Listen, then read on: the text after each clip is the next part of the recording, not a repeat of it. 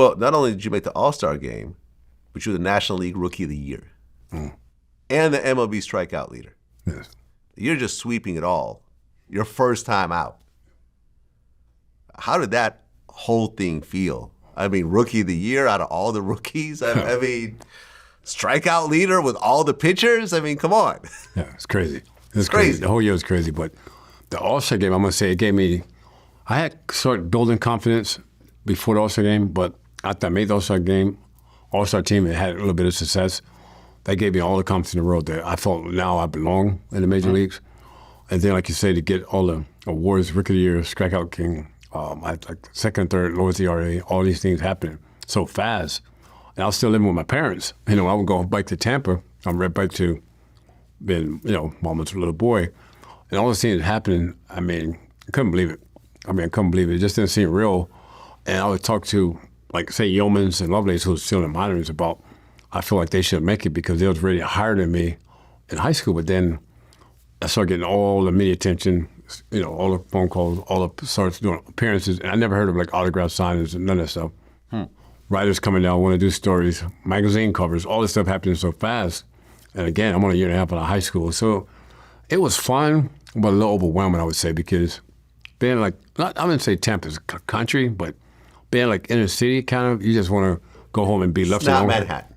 It's not Manhattan, no. By any stretch of the imagination. Yeah, definitely not Manhattan. Right. Yeah. So I just want to go home and, back then we used to have like the, what they call it, turntables with the albums. That's long gone.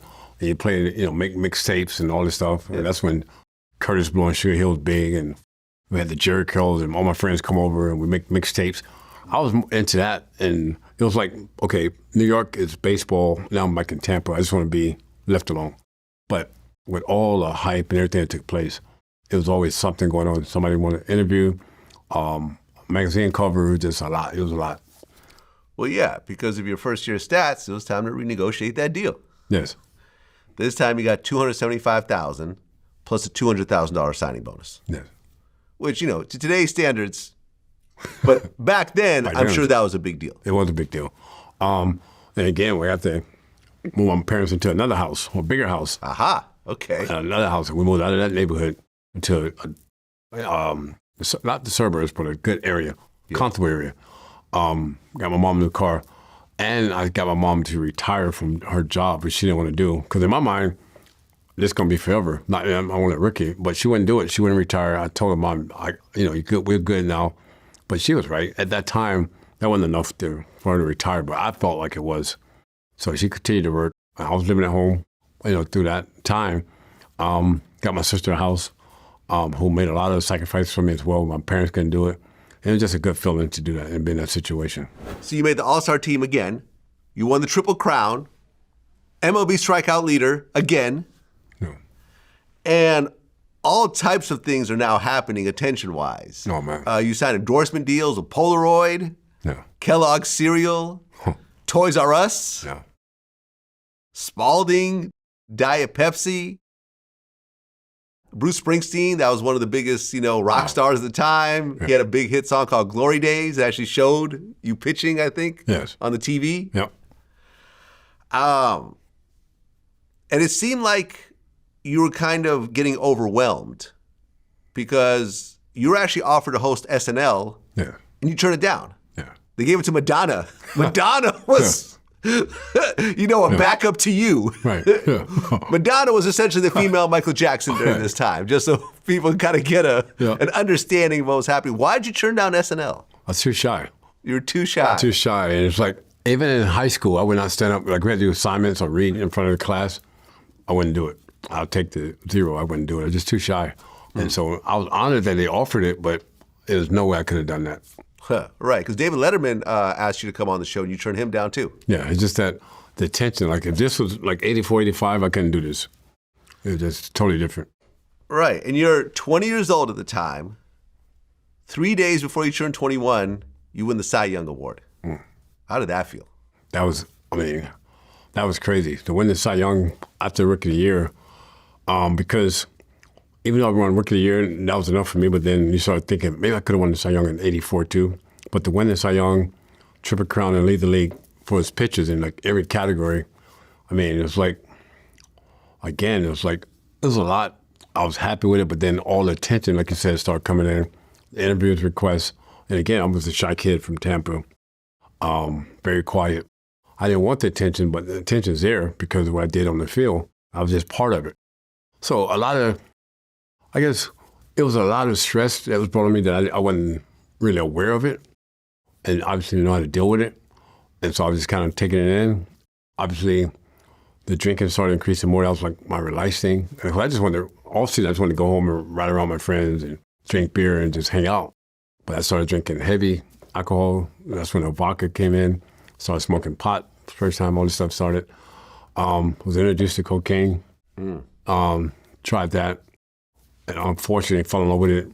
Very first time I fell in love, I thought that was it because it made me feel, I mean, it's a artificial feeling, but it made me feel like I can say anything. I can be the person that I really wanted to be, that I enjoyed being.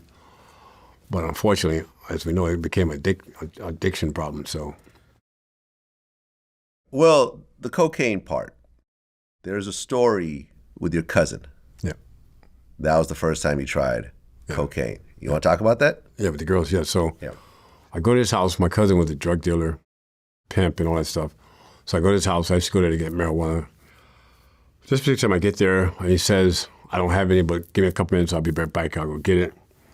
And he had this big house, but it was like all these rooms in the house and where the girls lived in it as well. So as he went to get the pot, I didn't know it. So I'm looking around. I see these two women in there kind of making out, and they're doing lines of cocaine. And I'm drinking alcohol. They say, hey, you want to join us? I say, yeah, I'd like to join you. They say, well, you got to do this with us. And it's like, as a kid, I never tried it at that time. You know it's bad for you. But you're thinking, I'm more attracted to the girls, not the drug. But they kept like saying, you know, you can't join us unless you do this. So I started drinking more, becoming more vulnerable because alcohol is changing my mood now. I'm getting weight because women was my problem as well. And they say, you know, what they're taking their clothes off and they're looking very attractive. I'm like, well, a little bit can't hurt or do anything. And I tried it, and as soon as I did it, I mean, right away it just made me feel like something I never felt before. I mean, I felt I was more talkable or more vocal. Just gave me a feeling that it felt like something that, it was like an out-of-body experience. And if I had to describe it in one word, I would probably say at that first hit, it kind of made me feel like how I wanted to feel my whole life. And what I mean by that was being able to speak my mind, being able to say or do what I want to do, being able to say no if I wanted to say no, just couldn't say no to that, if that makes sense. And unfortunately, I joined with the girls, doing more. And at that point, not knowing, but I was addicted right there, but not knowing it. Right, because your cousin got home, and he realized what happened, and he got upset. He was very pissed. He said, I can't believe you did that. What are you doing? Get out of my house. Right. Don't come back here. Right. Did you try to buy some more off him, and he refused? Yeah, I tried to get, now I don't want the marijuana anymore. I wanted to get the coke. Yeah. And he told me I was out of my mind. He threw me out of his house. He said, get out of my house. I'm very disappointed in you. Don't do this. And he was a big guy. You know, next time I see you over here, I'm going to let your mom know, which my mom was his aunt. That was my mom's nephew. He put me out of his house, but he said, if I hear you going to somebody's house, so I would go find out who else that sells it, but I would tell him, don't tell my cousin. And that's how I got started. Right. And within a few weeks, you were starting to use on a regular basis. Yes. So you started going out and finding cocaine. Yeah, I found another guy that had it, going to clubs. I started going to hang out at clubs, not coming home at night. Still living with my parents, and I would get notes from my parents. My mom would say, I would like to see you today, because it was like, by the time I get home, she's asleep. By the time I get up, she's going to work. When she gets home, I'm gone again. So it was like living in the same house, but we're not seeing each other for 4 or 5 days.